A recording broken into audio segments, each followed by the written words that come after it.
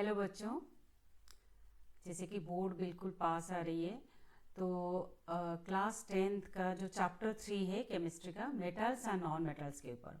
Metals and non metals के ऊपर ज़्यादातर जो टॉपिक्स है, मेन जो टॉपिक है जिसमें से क्वेश्चंस आते हैं वो होता है physical and chemical properties of metal, और वो भी ज़्यादातर एक्सेप्शनल केस के ऊपर पूछा जाता है कि जैसे वो नॉन मेटल होगा लेकिन नॉन मेटल का प्रॉपर्टी शो ना करके मेटल की प्रॉपर्टी शो कर रहा है। सिमिलरली वो में रिएक्टिविटी सीरीज हमें याद रखना है कि कौन सा मेटल ज़्यादा रिएक्टिव है, कौन कम रिएक्टिव है। फिर ionic compounds and metallurgy, metallurgy के जो बेसिक थिंग्स है उसे याद रखना है। एंड रिफाइनिंग ऑफ मेटल्स वो मेटालर्जी का ही पार्ट है। तो ये हम मेटल्स एंड नॉन मेटल्स का जो नेचर है ना, ये आप सबको याद होगा, ये हम क्लास 8 से पढ़ते आए हैं कि मेटल्स जो होते हैं लस्टरस होते हैं, ठीक है, वो साइन करते हैं, और नॉन मेटल्स जो होते हैं वो नॉन लस्टरस होते हैं। ये सारे इनके फिजिकल प्रॉपर्टीज है। अच्छा, एक सिंपल बात होती है कि मेटल्स हम किसे कहेंगे, ये मेटल्स हो या नॉन मेटल्स, ये होते तो एलिमेंट्स है। मोस्ट प्रोबेबली मेटल्स उन्हीं को कहा जाता है जो इलेक्ट्रोपॉजिटिव एलिमेंट्स होते हैं, और नॉन मेटल उनको कहा जाता है जो इलेक्ट्रोनेगेटिव होते हैं। जैसे आप देखोगे सोडियम है, पोटासियम है, मैग्नीशियम है, ये जितने भी, या आयरन भी बोलो, ये जितने भी मेटल्स होते हैं they lose electron and becomes positive charge, Na+, Mg2+, इसलिए उनको इलेक्ट्रोपॉजिटिव भी कहा जाता है। And they are mostly metals. और नॉन मेटल्स कौन होते हैं, जिनके अंदर इलेक्ट्रॉन गेन करने की प्रॉपर्टीज है, क्लोरीन, फ्लोरीन, ऑक्सीजन, ये सब आपके नेगेटिव चार्ज बनता है इलेक्ट्रॉन गेन करने के बाद, तो इनको नॉन मेटल्स कहा जाता है। कुछ ऐसे भी एलिमेंट्स है जो both metallic and non metallic properties को रिटेन करते हैं, तो उनको मेटालॉइड्स कहा जाता है, सिलिकॉन एंड जर्मानियम। तो कुछ फिजिकल प्रॉपर्टी जो एक्सेप्शनल केस है उससे हम डिस्कस करेंगे। मेटल्स लस्टरस होते हैं, नॉन मेटल नॉट लस्टरस, ठीक है, शाइनिंग सरफेस नहीं होती है। लेकिन एक्सेप्शनल क्या है, नॉन मेटल्स में जो ग्राफाइट एंड आयोडीन है सॉलिड फॉर्म में, they are lustrous in nature, वो साइन करते हैं। तो इसके बारे में ही क्वेश्चन आएगा। सिमिलरली आपको पता है जितने भी मेटल्स होते हैं वो सॉलिड होता है, लेकिन एक्सेप्शनल केस कौन है, मर्क्यूरी, जो लिक्विड एट रूम टेम्परेचर होता है। नॉन मेटल जो होते हैं जनरली सॉफ्ट होते हैं। आप कोई भी कुछ तो बहुत सारे तो ऐसे होते हैं जो गैस के फॉर्म में एग्जिस्ट करते हैं, और अगर सॉलिड भी होते हैं तो सॉफ्ट होते हैं, सल्फर पाउडर हो गया, तो ये सब सॉफ्ट होते हैं। बट डायमंड जो कार्बन का एलोट्रोप है, this is the hardest substance. इसका मतलब है मेटल्स आर हार्ड, बट जो हार्डेस्ट सब्सटेंस है वो एक नॉन मेटल कार्बन का एलोट्रोप है, that is a diamond. Ductile, metals are ductile but non metals are not ductile, मतलब थीन वायर में आप उसे चेंज नहीं कर सकते। मालेबल, मेटल सारे मालेबल होते हैं। एक्सेप्शनल कौन है, मर्क्यूरी, क्यों, क्योंकि वो लिक्विड स्टेट में है, तो आप उसे 3 स्टेट्स में चेंज नहीं कर सकते हो। सिमिलर वे में जितने भी मेटल्स होते हैं they are very good conductor of electricity and heat. But exceptional कौन है, लेड एंड मर्क्यूरी, जो कंडक्टिविटी इनके काफी बहुत ही कम होते हैं, नॉन मेटल से भी कम होते हैं। सिमिलरली जो नॉन मेटल्स होते हैं they are poor conductor of electricity, वो इलेक्ट्रिसिटी कंडक्ट नहीं करते हैं। लेकिन उनमें से एक एक्सेप्शनल है ग्राफाइट, वो भी एक एलोट्रोप ऑफ कार्बन है, और कार्बन आपको पता है एक नॉन मेटल से, तो ये आपका एक एक्सेप्शनल है जो इलेक्ट्रिसिटी को कंडक्ट करता है। और कभी कभी पूछा जाता है ऐसा क्यों है, क्योंकि इसमें एक फ्री और मोबाइल इलेक्ट्रॉन होता है, फ्री और मोबाइल इलेक्ट्रॉन। सिमिलरली अगर डायमंड के लिए पूछा जाए कि डायमंड एक नॉन मेटल होते हुए क्यों हार्डेस्ट सब्सटेंस है, तो आपको एक वर्ड याद रखना पड़ेगा, that is your network bonding, ठीक है, नेटवर्क बॉन्डिंग, जो एक कोवालेंट बॉन्डिंग है लेकिन एक नेटवर्क के फॉर्म में है। लास्ट जो है, सबके high density high melting point होते हैं, जितने भी मेटल्स होते हैं, है ना, वो हेवी भी होते हैं, उनकी मेल्टिंग पॉइंट काफी हाई होता है। बट सोडियम है, पोटासियम है, इनके लो मेल्टिंग पॉइंट होते हैं, ठीक है। और कुछ तो ऐसे होते हैं जैसे गैलियम है, Ga, gallium, and caesium, Cs, caesium, ये 2 मेटल है, इनके मेल्टिंग पॉइंट इतने कम होते हैं कि ये आप अपने पाम के ऊपर रखोगे तो मेल्ट हो जाएगा, क्योंकि इनके टेम्परेचर जो मेल्टिंग पॉइंट है वो लेस देन 37 डिग्री सेंटीग्रेड, जो हमारा बॉडी का टेम्परेचर है। तो रूम टेम्परेचर 25 डिग्री सेंटीग्रेड में ये सॉलिड है, इसलिए उनको सॉलिड माना जाता है, बट इनके मेल्टिंग पॉइंट काफी लो होते हैं। Sodium next is low density. जो डायमंड होती है उसका एक हाई मेल्टिंग पॉइंट होता है, जबकि जितने भी नॉन मेटल्स होते हैं उनके मेल्टिंग पॉइंट बहुत कम होनी चाहिए। बट डायमंड हार्ड सब्सटेंस है, नेटवर्क बॉन्डिंग है, इसीलिए उसके मेल्टिंग पॉइंट काफी हाई होता है। ठीक है, तो यहाँ पे ये एक नोट्स जैसा मैंने बनाई है कि जो आपके एक्सेप्शनल केस है उसके बारे में के लिए। अच्छा, कुछ अल्काली मेटल्स होते हैं, जैसे अल्काली मतलब ग्रुप 1 के जो मेटल्स होते हैं, लिथियम, सोडियम, पोटेशियम, ये इतने सॉफ्ट होते हैं इनको नाइफ से कट कर सकते हैं। सिमिलरली एक क्वेश्चन ये भी आता है कि सोडियम और पोटेशियम को केरोसिन, पेट्रोल या ऑयल के अंदर क्यों हम रखते हैं, क्योंकि they are so much highly reactive है, क्योंकि उनको वाटर के साथ, ऑक्सीजन के साथ वो इतनी जल्दी रिएक्ट करते हैं, वायलेंट होते हैं कि फायर लगने की भी पॉसिबिलिटी होती है। तो इसलिए उनको ऑयल जिसमें वाटर कंटेंट नहीं है, ऑयल हो गया यानी ऑर्गेनिक सॉल्वेंट हो गया, केरोसिन, पेट्रोल में डीप करके रखा जाता है ताकि वो रिएक्ट ना कर पाए एटमॉस्फेरिक ऑक्सीजन एंड वाटर के साथ। केमिकल प्रॉपर्टीज ऑफ मेटल में क्या इंपॉर्टेंट है, सिंपल हमें पता है कि मेटल जब ऑक्सीजन के साथ रिएक्ट करेगा मेटल ऑक्साइड बनेगा और ये बेसिक होता है। ठीक है, मेटल ऑक्साइड बेसिक होते हैं, तो अगर मेटल ऑक्साइड बेसिक है तो किसके साथ रिएक्ट करेंगे, एसिड के साथ। बेसिक है, नॉट द बेस। बेसिक कौन होते हैं, जो एसिड के साथ रिएक्ट कर सकते हैं। लेकिन एक्सेप्शनल केस है, दो एक्सेप्शनल केस है, एक है जिंक ऑक्साइड एंड सेकेंड है एल्यूमिनियम ऑक्साइड। इनको एम्फोटेरिक कहा जाता है। एम्फोटेरिक का मतलब होता है जो बोथ एसिड एंड बेस के साथ रिएक्ट करते हैं। एग्जाम्पल के लिए देखो, जैसे यहाँ पे एल्यूमिनियम ऑक्साइड का उन्होंने HCl के साथ भी रिएक्ट किया है और इधर सोडियम हाइड्रोक्साइड के। This is the most important. ठीक है, इसको आप वेरी वेरी इंपॉर्टेंट क्वेश्चन के हिसाब से मान सकते हो कि एल्यूमिनियम ऑक्साइड का सोडियम हाइड्रोक्साइड के साथ जो बनता है, ये सॉल्ट तो बनती है, सोडियम एल्यूमिनेट प्लस वाटर। इसका मतलब है जब आप बेस लेते हो तो एल्यूमिनियम ऑक्साइड एसिडिक के हिसाब से यूज होता है, अपना नेचर दिखाता है, और अगर आप एसिड लोगे तो ये आपका बेसिक नेचर। तो ये दोनों ये जो रिएक्शन है बहुत इंपॉर्टेंट है, इसे याद रखना है। और अगर ऐसे क्वेश्चन आता है कि एल्यूमिनियम ऑक्साइड एम्फोटेरिक ऑक्साइड ये प्रूव बाय केमिकल रिएक्शन, तो आपको एक एसिड के साथ रिएक्ट करके दिखाना पड़ेगा, जैसे यहाँ पे HCl के साथ किया है, और फिर सोडियम हाइड्रोक्साइड के साथ भी आप उसके रिएक्शन करके दिखाओगे कि बोथ एसिड और बेस के साथ रिएक्ट कर रहा है। फिर उसके बाद वाटर के साथ जैसे क्या होता है कि मेटल्स जो रिएक्ट करते हैं वाटर के साथ, वो डिफरेंट वे में रिएक्ट करते हैं, जो एनसीईआरटी में आपके लिखे गए। जैसे सोडियम एंड पोटेशियम है, ये हाईली रिएक्टिव होते हैं, और ये जैसे ही वाटर के साथ रिएक्ट करते हैं ये direct sodium hydroxide plus hydrogen gas release करते हैं, और high amount of heat energy release होता है। इससे क्या होता है कि जो हाइड्रोजन गैस रिलीज होता है उसमें आग लग जाती है। ठीक है, तो ये काफी वायलेंट रिएक्शन है। तो अगर पूछा जाए क्यों फायर हो जाता है, क्यों आग लग जाती है, क्योंकि हाइड्रोजन गैस रिलीज होता है और हीट एनर्जी काफी ज्यादा, हाईली एक्सोथर्मिक रिएक्शन है। कैल्शियम एंड मैग्नीशियम आपके क्या करते हैं, वाटर के अंदर फ्लोट करते हैं। ठीक है, मैग्नीशियम ठंडे पानी में भी कर सकता है, कैल्शियम के लिए थोड़ा सा हॉट वाटर चाहिए। तो क्यों ये फ्लोट करते हैं, क्योंकि इनमें से भी हाइड्रोजन गैस रिलीज होता है, बट वो थोड़ा सा स्लो प्रोसेस होता है, जिसकी वजह से क्या होता है कि आपने मान लो मैग्नीशियम लिया है, तो कुछ मैग्नीशियम रिएक्ट कर गए, पहले हाइड्रोजन गैस रिलीज हो गया, हाइड्रोजन फिर बबल्स जो होते हैं वो अटैच हो जाते हैं मेटल के नीचे, और वो ऐसा लगता है कि पानी के अंदर फ्लोट कर रहे हैं। कुछ ऐसे भी होते हैं जो बिल्कुल रिएक्ट नहीं करते हैं, जैसे हमारा सिल्वर हो गया, गोल्ड हो गए।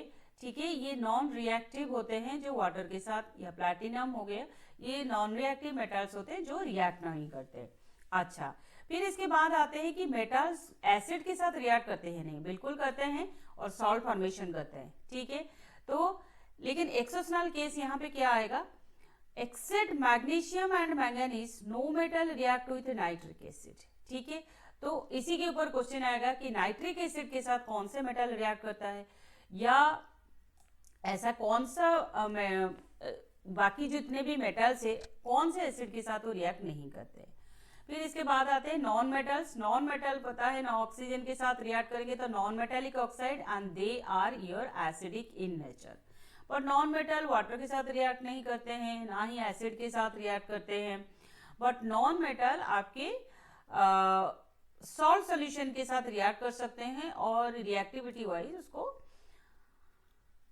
एक्सपेल भी कर सकते हैं। Non metal can also react with hydrogen to form hydride. जैसे आप सोचिए हाइड्रोजन है, क्लोरीन है, ये नॉन मेटल है, HCl बनाएगा। ब्रोमीन के साथ रिएक्ट कर सकते हैं आप, सल्फर के साथ रिएक्ट कर सकते हैं, कार्बन के साथ भी रिएक्ट होता है, हाइड्रोजन के पूरा हाइड्रोकार्बन ही बनता है।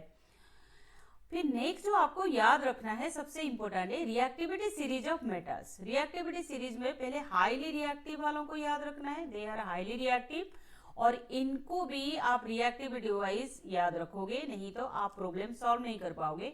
अगर आपके लिए क्वेश्चन दी गई है कि मैग्नीशियम सल्फेट है प्लस एल्यूमिनियम है, तो ये रिएक्शन होगा या नहीं होगा? होगा, क्योंकि aluminium is not more reactive than magnesium, तो ये रिएक्शन नहीं होगा। लेकिन अगर हमने लिखा एल्यूमिनियम सल्फेट प्लस मैग्नीशियम, तो क्या ये रिएक्शन होगा? बिल्कुल होगा, क्योंकि मैग्नीशियम एल्यूमिनियम से ज्यादा रिएक्टिव है। तो कौन रिएक्ट करेगा नहीं करेगा, इसे पता करने के लिए हमें रिएक्टिविटी सीरीज याद होनी चाहिए। तो ये हाईली रिएक्टिव है, ये हाई रिएक्टिविटी, मोस्ट रिएक्टिव। ये मीडियम रिएक्टिविटी वाले हैं, zinc, iron, tin and lead, ये मीडियम वाले हैं। और जो बहुत ही कम है या नहीं है वो है copper, silver, gold and platinum. ये तीनों तो मोस्टली रिएक्ट करते ही नहीं है, ठीक है। लीस्ट, वेरी लीस्ट रिएक्टिव, ना ऑक्सीजन, वाटर किसी के साथ रिएक्ट नहीं करते, मोस्ट ऑफ द एसिड के साथ भी रिएक्ट नहीं करते। लेकिन कॉपर के बारे में ज्यादातर आता है कि कॉपर के सॉल्ट सॉल्यूशन दिया होगा और डिफरेंट मेटल के साथ रिएक्ट किया जाता है। नेक्स्ट जो टॉपिक है वो हमारे हैं आयोनिक कंपाउंड्स। अब आयोनिक कंपाउंड कैसे बनते हैं? जो मेटल्स होते हैं, हमें मेटल्स हमारा क्या देता है? जब इलेक्ट्रॉन लूज होता है तो दे गिव्स मेटल प्लस, मतलब ये हो गए हमारे पॉजिटिव आयन, ये बना पॉजिटिव आयन। और जो नॉन मेटल्स होते हैं, नॉन मेटल, वो इलेक्ट्रॉन गेन करने के बाद ये बनते हैं, मान लें आपने नॉन मेटल X लिया था तो X माइनस, अब ये बने नेगेटिव आयन, ठीक है। अब इन दोनों के बीच में अट्रैक्शन होती है, अट्रैक्टिव फोर्स, जिसको इलेक्ट्रोस्टैटिक फोर्स ऑफ अट्रैक्शन कहते हैं। और ये जो बनता है कंपाउंड Mx, इसको कहते हैं आयोनिक कंपाउंड, आयोनिक कंपाउंड। तो जैसे अगर सोडियम का एग्जाम्पल ले तो सोडियम Na+ बनेगा, Cl जो है Cl- बनेगा, और दोनों मिलके क्या बनाएंगे? Sodium chloride. पूछा क्या जाता है आयोनिक कंपाउंड में से? पूछा जाएगा सॉलिड कंडीशन में वो वेरी हार्ड होते हैं, सॉलिड कंडीशन में उनके मेल्टिंग पॉइंट हाई होता है, बॉइलिंग पॉइंट हाई होता है, क्योंकि उनके बीच में इलेक्ट्रोस्टैटिक फोर्स ऑफ अट्रैक्शन होता है। They are soluble in water but insoluble in organic solvent. aqueous solution में ये सॉल्युबल क्यों हो जाता है? क्योंकि वाटर के अंदर जैसे ही जाते हैं आयोनिक कंपाउंड आयोनाइज हो जाते हैं। They are conductor of electricity in molten and solution state. जब वाटर में जाते हैं, सोल्यूशन बनाते हैं, या लिक्विड स्टेट में, तब ये इलेक्ट्रिसिटी कंडक्ट करते हैं। क्यों? क्योंकि ये उस टाइम आयंस प्रोवाइड करते हैं। तो क्वेश्चन कैसे आएगा? मान लीजिए ये क्वेश्चन दी गई है कि सोडियम क्लोराइड है जो सॉलिड स्टेट में है और सोडियम क्लोराइड है जो एक्वस स्टेट में, किसके कौन इलेक्ट्रिसिटी कंडक्ट कर सकता है? ऑब्वियसली सोडियम क्लोराइड एक्वस ही आपका इलेक्ट्रिसिटी कंडक्ट करेगा। नेक्स्ट आते हैं कोवालेंट बॉन्ड। ज्यादातर केस में कोवालेंट बॉन्ड कैसे बनता है? वो आपके दो नॉन मेटल के बीच में बन सकता है और वो शेयरिंग ऑफ इलेक्ट्रॉन से होते हैं, ठीक है। कैसे? अगर मान लो एक क्लोरीन है, दूसरा क्लोरीन है, तो इनके 7 इलेक्ट्रॉन है और इसके भी 7 इलेक्ट्रॉन है, तो सबको एक एक चाहिए, तो इन्होंने शेयर कर लिया और ये बना हमारा क्लोरीन मॉलिक्यूल। तो ये जो बॉन्डिंग है शेयरिंग की वजह से, this is called covalent bond. और कोवैलेंट बॉन्ड ज्यादातर कौन शो करता है? वो करता है नॉन मेटल। मेटल और मेटल के बीच में कभी भी कोवैलेंट बॉन्ड नहीं बनता है, उसमें एक स्पेशल काइंड ऑफ बॉन्ड बनती है जिसको मेटालिक बॉन्डिंग कहा जाता है, जिसके बारे में आप क्लास 10th में नहीं पढ़ोगे। नेक्स्ट है मेटालर्जी। और मेटालर्जी में क्या, जो एक सिंपल वे में पढ़े, क्योंकि ज्यादातर क्वेश्चन रोस्टिंग एंड कैल्सिनेशन के ऊपर आती है। पूछा जाता है ओर क्या है और मिनरल क्या है। ओर क्या है, मिनरल क्या है। मिनरल क्या है? मिनरल होता है जो अर्थ के क्रस्ट में, मान लो हम आयरन की बात करें तो आयरन एलिमेंटरी कंडीशन में नहीं मिलता है, वो आयरन आपको आयरन ऑक्साइड होके मिलेगा, ठीक है, आयरन कार्बोनेट होके मिलेगा, आयरन किसी भी फॉर्म में दूसरे फॉर्म में मिलेगा, तो इसको कहा जाता है मिनरल। लेकिन हर मिनरल से हम मेटल को एक्सट्रैक्ट नहीं कर पाते, इकोनॉमिकली पॉसिबल नहीं होता है। तो जिन जिन मिनरल्स से हम मेटल को एक्सट्रैक्ट कर सकते हैं उनको कहा जाता है ओर। तो मिनरल्स तो बहुत सारे हो सकते हैं एक मेटल्स के, लेकिन एक या दो होते हैं ओर जिससे मेटल को एक्सट्रैक्ट किया जाता है। तो मेटालर्जी में कैसे हम एक्सट्रैक्शन करते हैं, तो पहला जो स्टेप है वो है ओर को कंसंट्रेट किया जाता है। कंसंट्रेशन का मतलब उसको साफ किया जाता है, ठीक है।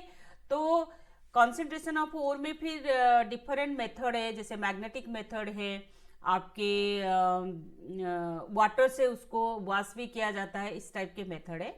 बट मेटल अगर हाई रिएक्टिव है, जैसे सोडियम, पोटासियम, लिथियम, ये सब है, तो इनको इलेक्ट्रोलाइसिस मेथड से किया जाता है। अगर मीडियम रिएक्टिव है तो उसमें भी दो टाइप के ओर होते हैं, carbonate ore and sulphide ore. Carbonate ore के लिए हमें यूज किया जाता है कैल्सिनेशन। आप ऐसे याद रख सकते हो कि C for carbonate, C for calcination. और इससे कैसे किया जाता है, मान लीजिए जिंक कार्बोनेट है, इसे हीटिंग करेंगे, थर्मल डिकम्पोजिशन करेंगे तो हमारा बनेगा। अगर सल्फाइड ओर है तो रोस्टिंग किया जाता है। मान लीजिए जिंक सल्फाइड है तो ऑक्सीजन के साथ रिएक्ट करके इसको जिंक ऑक्साइड प्लस सल्फर बनाया जाता है। फिर नेक्स्ट जो ऑक्साइड बन गए, अब किसी भी मेथड से आप बना रहे हो, कैल्सिनेशन हो या रोस्टिंग हो, आपको ऑक्साइड मिल गया। अब ऑक्साइड को रिड्यूस किया जाता है, ऑक्साइड ऑफ मेटल को रिडक्शन करके, रिडक्शन का मतलब होता है, लेट यहाँ पे हमने कार्बन लिया ताकि हमें जिंक एंड कार्बन मोनोऑक्साइड और डाइऑक्साइड होके ये सेपरेट हो जाएगा और जिंक मेटल मिलेगा। तो या हाइड्रोजन भी पास किया जा सकता है, मोस्ट ऑफ द केस में कोल या चारकोल यूज होता है। तो रिडक्शन ऑफ मेटल के बाद हमें फिर प्यूरिफाई करना पड़ता है और ये सब मिलते हैं। लीस्ट रिएक्टिव जो होते हैं, जैसे लीस्ट रिएक्टिव में हमारी सिल्वर आता है, गोल्ड आता है, कॉपर आता है, ज्यादातर केस में उनकी सल्फाइड ओर होते हैं और उनको रोस्टिंग मेथड से सेपरेट किया जाता है। तो ये आपको कार्बोनेट एंड सल्फाइड ओर के बारे में थोड़ा सा पढ़ना पड़ेगा। एंड इलेक्ट्रोलाइसिस कौन से टाइप के मेटल के लिए यूज होता है, वो है हाईली रिएक्टिव। गैंगू क्या होती है, गैंगू होती है जो इम्प्योरिटीज ओर के साथ मिला हुआ होता है, उसको गैंगू कहते हैं, ठीक है। अच्छा, कुछ जो इम्पोर्टेंट रिएक्शन है, जैसे जिंक का कैल्सिनेशन है, रोस्टिंग है, ये आपको आना चाहिए। नेक्स्ट है रिफाइनिंग ऑफ मेटल। जब मेटल को पूरा एक्सट्रैक्ट किया गया तब भी हो सकता है कि कोई दूसरा मेटल मिक्स हुए, तो उसको इलेक्ट्रोलाइटिक रिफाइनिंग। अभी यहाँ पे क्या पूछा जाता है, यहाँ पे पूछा जाता है कि इम्प्योर मेटल क्या बनता है, प्योर मेटल। तो इम्प्योर मेटल को एनोड बनाया जाता है और प्योर मेटल को कैथोड बनाया जाता है। ये क्वेश्चन चाहता है कि इम्प्योर जो कॉपर हो या सिल्वर भी लिया, कोई भी एक हाईली रिएक्टिव को एक्चुअली ज्यादातर यूज किया जाता है, या एनी मेटल्स को। तो जो इम्प्योर मेटल है वो आपका बनेगा, इम्प्योर मेटल एनोड बनेगा, और एनोड के नीचे ही एनोड मॉड बन जाता है। मतलब जो भी गैंगू है या कोई एक्स्ट्रा चीज है, कोई एक्स्ट्रा मेटल से, वो एनोड के नीचे हमारे डिपॉजिट हो जाते हैं। और जो प्योर मेटल है वो आपका कैथोड बनता है, कैथोड बनता है। नेक्स्ट है कोरोजन, जो हमने चैप्टर 1 में ऑलरेडी पढ़ा है। फिर कोरोजन को कैसे प्रिवेंट करते हैं, बाकी सारे मेथड तो कोरोजन में हमने, जैसे ये सब आपको नॉर्मल थिंग है, पता होगा, ऑयलिंग हो गया। बट ये गाल्वानाइजेशन है। अब गाल्वानाइजेशन क्या होता है, आयरन को जब रोस्टिंग से बचाने के लिए जिंक मेटल को किया जाता है, उससे किया जाता है। एक अनदर फॉर्म है एलॉय फॉर्मेशन। एलॉय क्या होती है, अगर मान लो कोई भी मेटल, जैसे आयरन हमारा क्या हो रहा है, आयरन रोस्टिंग किया जाता है, ठीक है। तो आयरन को बचाने के लिए उसके अंदर कार्बन मिलाया जाता है और जिसको हम कहते हैं स्टील। तो यहाँ पे क्या कर रहे हैं हम लोग, कोई अदर मेटल या नॉन मेटल मिला देते हैं, जिसकी वजह से उसका रोस्टिंग रुक जाता है, उसके नेचर थोड़ा सा, जैसे शाइनिंग सरफेस आ जाता है, रिजिडिटी बढ़ जाता है। तो कुछ एलॉय के नाम याद होनी चाहिए, जैसे ब्रास क्या बनती है, कॉपर एंड जिंक से। ब्रोंज क्या है, कॉपर एंड टीन से। Solder is an alloy of lead and tin. ये तीन जो एलॉय है आपको याद रखना पड़ेगा। तो मेटल्स एंड नॉन मेटल्स के लिए बस इतना, यही मेन पॉइंट्स अगर आप याद करके चले जाते हो तो जरूर आप मार्क्स सिक्योर कर पाओगे, क्योंकि इसके अलावा ऐसा कोई ज़्यादा डिफिकल्ट क्वेश्चन इस चैप्टर से नहीं आते। Thank you.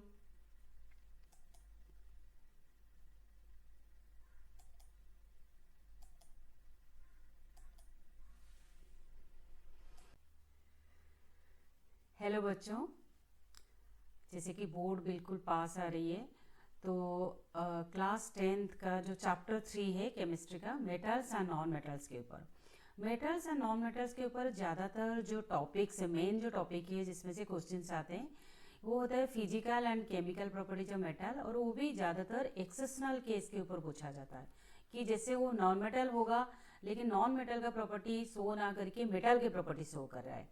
सिमिलरली वे में रिएक्टिविटी सीरीज हमें याद रखना है कि कौन सा मेटल ज़्यादा रिएक्टिव है, कौन कम रिएक्टिव है। फिर ionic compounds and metallurgy, metallurgy की जो बेसिक थिंग्स है उसे याद रखना है। एंड रिफाइनिंग ऑफ मेटल्स, वो मेटालर्जी का ही पार्ट है। तो ये हम मेटल्स एंड नॉन मेटल्स का जो नेचर है ना, ये आप सबको याद होगा, ये हम क्लास 8 से पढ़ते आए हैं कि मेटल्स जो होते हैं लस्टरस होते हैं, ठीक है, वो साइन करते हैं, और नॉन मेटल्स जो होते हैं वो नॉन लस्टरस होते हैं। ये सारे इनके फिजिकल प्रॉपर्टीज है। अच्छा, एक सिंपल बात होती है कि मेटल्स हम किसे कहेंगे, ये मेटल्स हो या नॉन मेटल्स, ये होते तो एलिमेंट्स है। मोस्ट प्रोबेबली मेटल्स उन्हीं को कहा जाता है जो इलेक्ट्रोपॉजिटिव एलिमेंट्स होते हैं, और नॉन मेटल उनको कहा जाता है जो इलेक्ट्रोनेगेटिव होते हैं। जैसे आप देखोगे सोडियम है, पोटासियम है, मैग्नीशियम है, ये जितने भी, या आयरन भी बोलो, ये जितने भी मेटल्स होते हैं, they lose electron and becomes positive charge, Na+, Mg2+, इसलिए उनको इलेक्ट्रोपॉजिटिव भी कहा जाता है। And they are mostly metals. और नॉन मेटल्स कौन होते हैं, जिनके अंदर इलेक्ट्रॉन गेन करने की प्रॉपर्टीज है, क्लोरीन, फ्लोरीन, ऑक्सीजन, ये सब आपके नेगेटिव चार्ज बनता है इलेक्ट्रॉन गेन करने के बाद, तो इनको नॉन मेटल्स कहा जाता है। कुछ ऐसे भी एलिमेंट्स है जो both metallic and non metallic properties को रिटेन करते हैं, तो उनको मेटालॉइड्स कहा जाता है, सिलिकॉन एंड जर्मानियम। तो कुछ फिजिकल प्रॉपर्टी जो एक्सेप्शनल केस है उससे हम डिस्कस करेंगे। मेटल्स लस्टरस होते हैं, नॉन मेटल नॉट लस्टरस, ठीक है, शाइनिंग सरफेस नहीं होती है। लेकिन एक्सेप्शनल क्या है, नॉन मेटल्स में जो ग्राफाइट एंड आयोडीन है सॉलिड फॉर्म में, they are lustrous in nature, वो साइन करते हैं। तो इसके बारे में ही क्वेश्चन आएगा। सिमिलरली आपको पता है जितने भी मेटल्स होते हैं वो सॉलिड होता है, लेकिन एक्सेप्शनल केस कौन है, मर्क्यूरी, जो लिक्विड एट रूम टेम्परेचर होता है। नॉन मेटल जो होते हैं जनरली सॉफ्ट होते हैं। आप कोई भी कुछ तो बहुत सारे तो ऐसे होते हैं जो गैस के फॉर्म में एग्जिस्ट करते हैं, और अगर सॉलिड भी होते हैं तो सॉफ्ट होते हैं, सल्फर पाउडर हो गया, तो ये सब सॉफ्ट होते हैं। बट डायमंड जो कार्बन का एलोट्रोप है, this is the hardest substance. इसका मतलब है मेटल्स आर हार्ड, बट जो हार्डेस्ट सब्सटेंस है वो एक नॉन मेटल कार्बन का एलोट्रोप है, that is your diamond. Ductile, metals are ductile but non metals are not ductile, मतलब थीन वेयर में आप उसे चेंज नहीं कर सकते। मालेबल, मेटल सारे मालेबल होते हैं। एक्सेप्शनल कौन है, मर्क्यूरी, क्यों, क्योंकि वो लिक्विड स्टेट में है, तो आप उसे 3 स्टेट्स में चेंज नहीं कर सकते हो।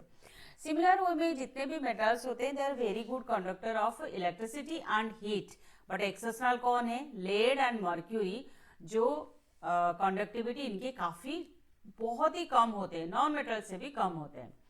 सिमिलरली जो नॉन मेटल्स होते हैं, they are poor conductor of electricity, वो इलेक्ट्रिसिटी कंडक्ट नहीं करते हैं। लेकिन उनमें से एक एक्सेप्शनल है ग्राफाइट, वो भी एक एलोट्रोप ऑफ कार्बन है, और कार्बन आपको पता है एक नॉन मेटल से, तो ये आपका एक एक्सेप्शनल है जो इलेक्ट्रिसिटी को कंडक्ट करता है। और कभी कभी पूछा जाता है ऐसा क्यों है, क्योंकि इसमें एक फ्री और मोबाइल इलेक्ट्रॉन होता है, फ्री और मोबाइल इलेक्ट्रॉन। सिमिलरली अगर डायमंड के लिए पूछा जाए कि डायमंड एक नॉन मेटल होते हुए क्यों हार्डेस्ट सब्सटेंस है, तो आपको एक वर्ड याद रखना पड़ेगा, that is your network bonding. ठीक है, नेटवर्क बॉन्डिंग जो एक कोवैलेंट बॉन्डिंग है लेकिन एक नेटवर्क के फॉर्म में है। लास्ट जो है, सबके high density high melting point होते हैं, जितने भी मेटल्स होते हैं, है ना, वो हेवी भी होते हैं, उनकी मेल्टिंग पॉइंट काफी हाई होता है। बट सोडियम है, पोटासियम है, इनके लो मेल्टिंग पॉइंट होते हैं। ठीक है, और कुछ तो ऐसे होते हैं जैसे गैलियम है, Ga, gallium, and caesium, Cs, caesium, ये 2 मेटल है, इनके मेल्टिंग पॉइंट इतने कम होते हैं कि ये आप अपनी पाम के ऊपर रखोगे तो मेल्ट हो जाएगा, क्योंकि इनके टेम्परेचर जो मेल्टिंग पॉइंट है वो लेस देन 37 डिग्री सेंटीग्रेड, जो हमारा बॉडी का टेम्परेचर है। तो रूम टेम्परेचर 25 डिग्री सेंटीग्रेड में ये सॉलिड है, इसलिए उनको सॉलिड माना जाता है, बट इनके मेल्टिंग पॉइंट काफी लो होते हैं sodium. Next is low density. जो डायमंड होती है उसका एक हाई मेल्टिंग पॉइंट होता है, जबकि जितने भी नॉन मेटल्स होते हैं उनके मेल्टिंग पॉइंट बहुत कम होनी चाहिए, बट डायमंड हार्ड सब्सटेंस है, नेटवर्क बॉन्डिंग है, इसीलिए उसके मेल्टिंग पॉइंट काफी हाई होता है।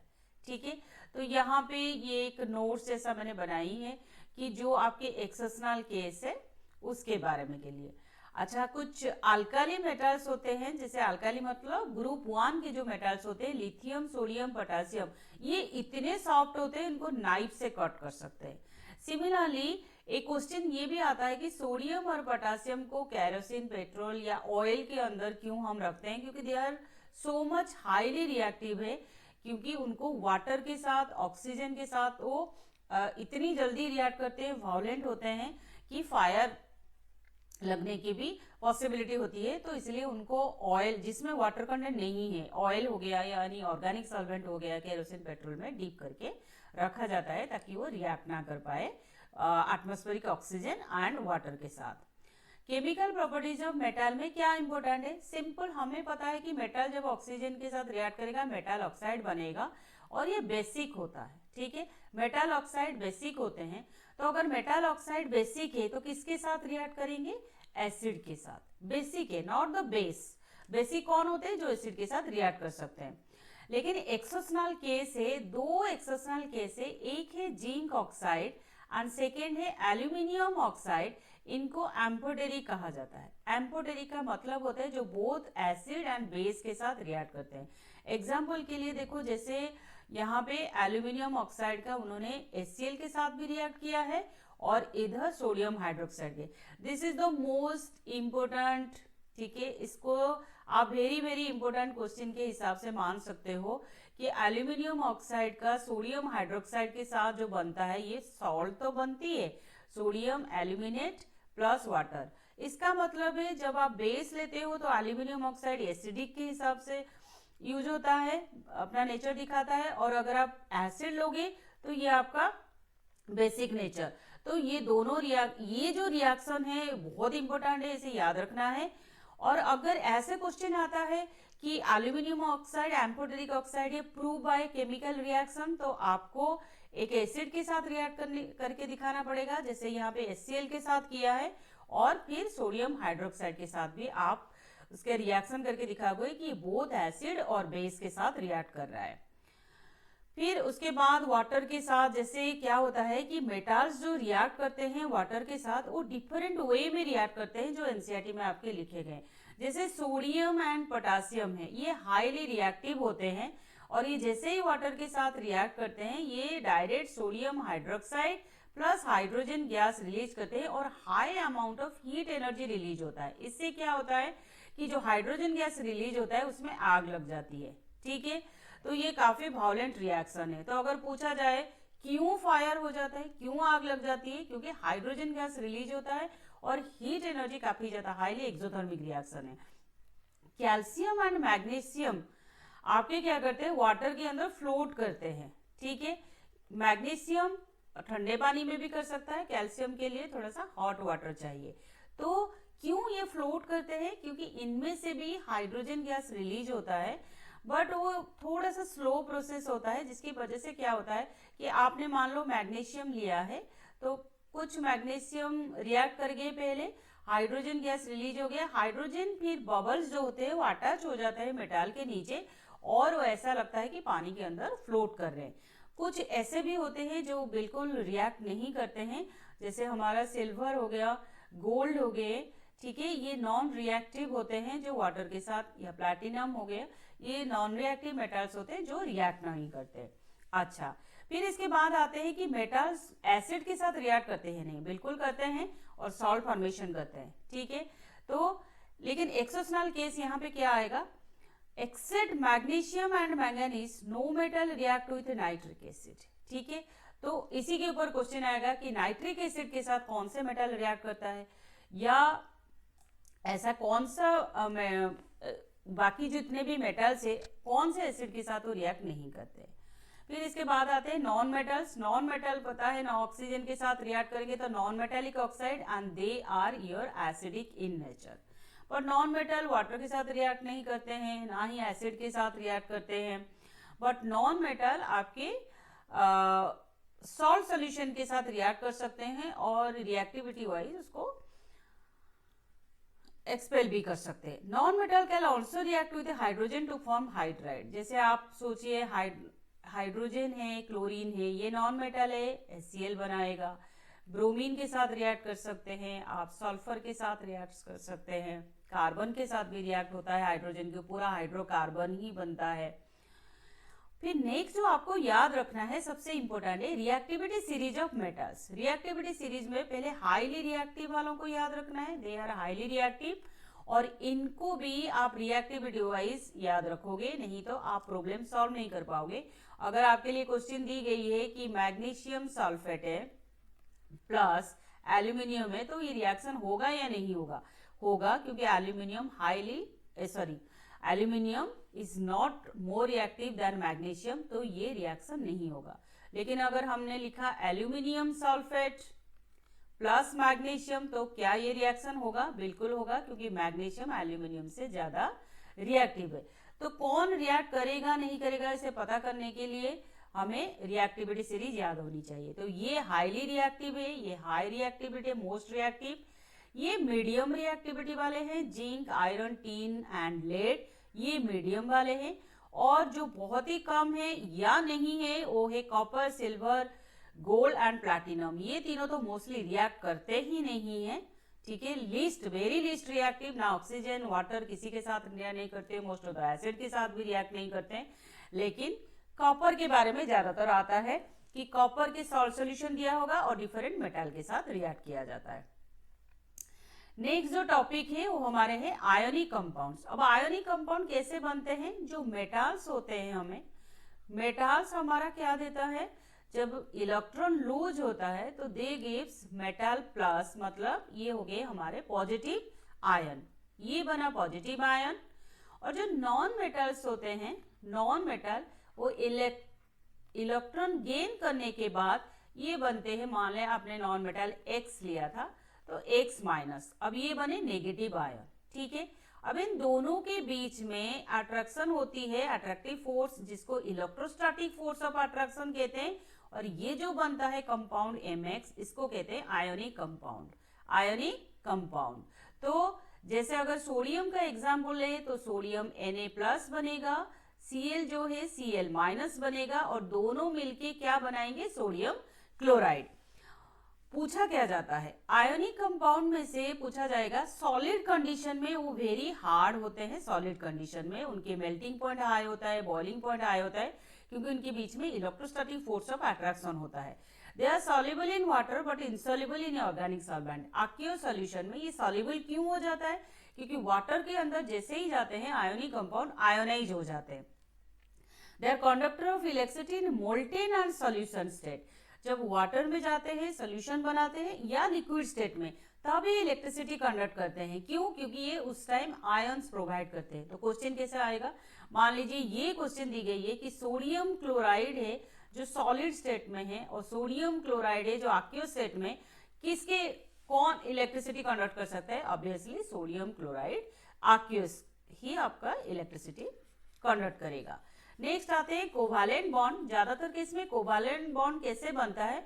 वो आपके दो नॉन मेटल के बीच में बन सकता है और वो शेयरिंग ऑफ इलेक्ट्रॉन से होते हैं, ठीक है। कैसे? अगर मान लो एक क्लोरीन है, दूसरा क्लोरीन है, तो इनके 7 इलेक्ट्रॉन है और इसके भी 7 इलेक्ट्रॉन है, तो सबको एक एक चाहिए, तो इन्होंने शेयर कर लिया और ये बना हमारा क्लोरीन मॉलिक्यूल। तो ये जो बॉन्डिंग है शेयरिंग की वजह से, this is called covalent bond.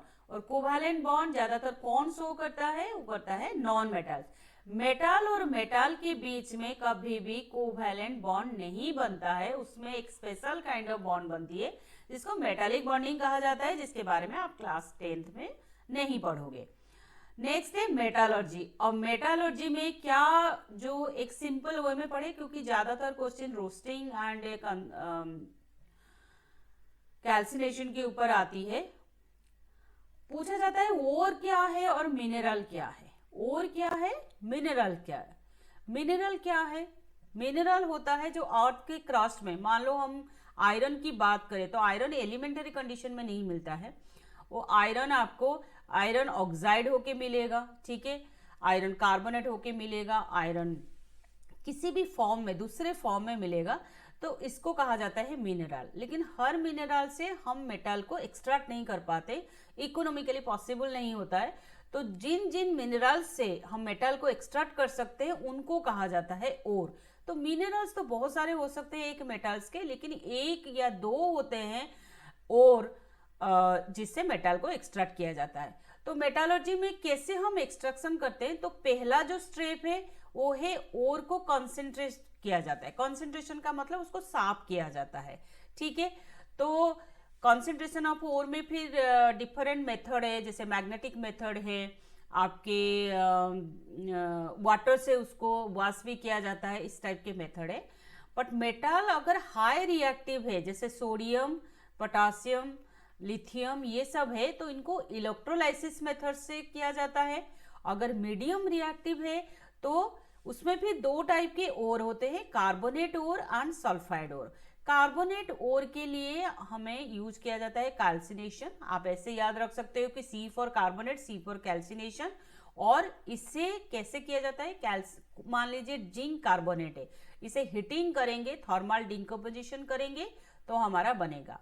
अगर सल्फाइड ओर है तो रोस्टिंग किया जाता है। मान लीजिए जिंक सल्फाइड है तो ऑक्सीजन के साथ रिएक्ट करके इसको जिंक ऑक्साइड प्लस सल्फर बनाया जाता है। फिर नेक्स्ट जो ऑक्साइड बन गए, अब किसी भी मेथड से आप बना रहे हो, कैल्सिनेशन हो या रोस्टिंग हो, आपको ऑक्साइड मिल गया।